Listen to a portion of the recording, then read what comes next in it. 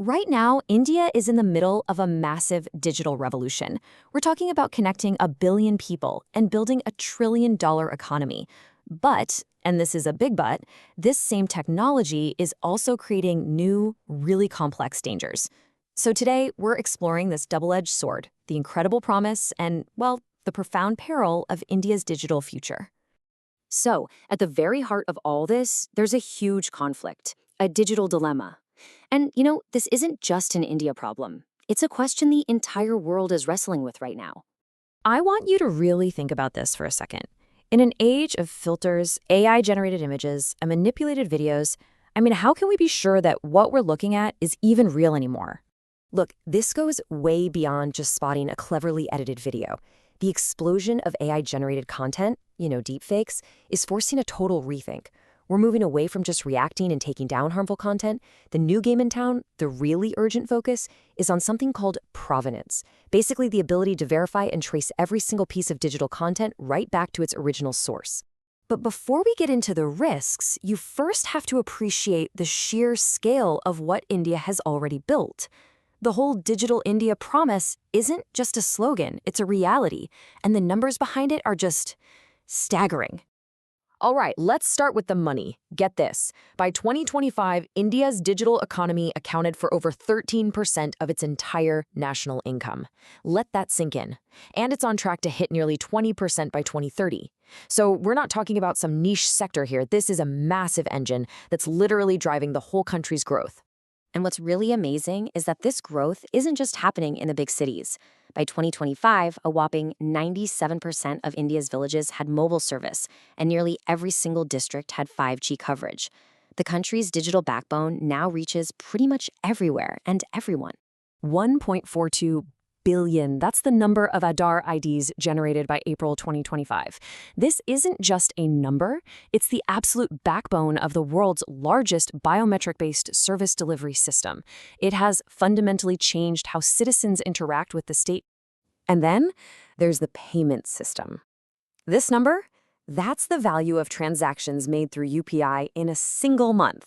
It's insane. This system has made India the undisputed global leader in real-time digital payments, leapfrogging many Western nations.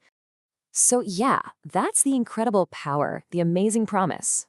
But now we have to flip the coin and look at the other side of that sword, the new threats this technology creates. And listen, this isn't some hypothetical sci-fi problem. It is happening right now. During state elections in 2025, authorities had to scramble to shut down deepfake videos of politicians that were specifically designed to incite violence and communal tension. This is a direct assault on the democratic process. And it's hitting us right in our wallets, too. By early 2026, reports were showing that 1 in every 5 biometric fraud attempts involved synthetic media. We're talking animated selfies or face swaps being used to trick the remote identity verification systems your bank uses. The threat to your financial security is direct, and it's growing fast. And really, the danger is so much bigger than just deepfakes. We're facing these huge, systemic challenges. Black box AI making decisions we can't even understand, the risk of constant surveillance, a digital divide that's excluding millions, and, of course, a handful of tech giants holding an insane amount of power.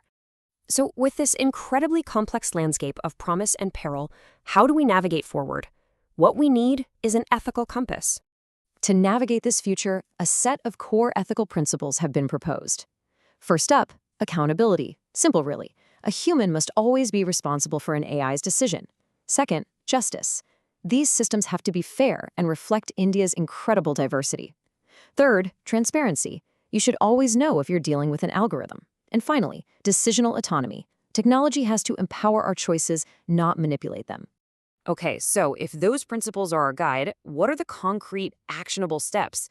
What does the path forward actually look like on the ground? The cornerstone of the proposed solution is a technology called CrediMark. Now, the idea is simple but incredibly powerful. A mandatory, permanent digital watermark on all AI-generated content. It's that idea of provenance, built directly into the system, making the origin of everything traceable by design. But look, technology by itself is never the answer. It has to be part of a much broader strategy, creating a lead regulator, setting strict rules for high-risk areas like elections, allowing companies to safely test out new anti-fraud tech, And, this is absolutely key, educating the public on a massive scale. What this all adds up to is a fundamental shift in philosophy.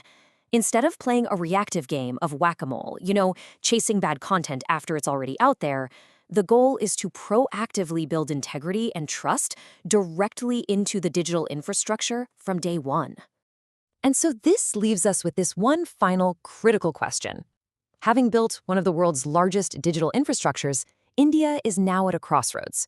Can it leverage that same ingenuity to solve the trust problem and build the world's most responsible and trusted digital future?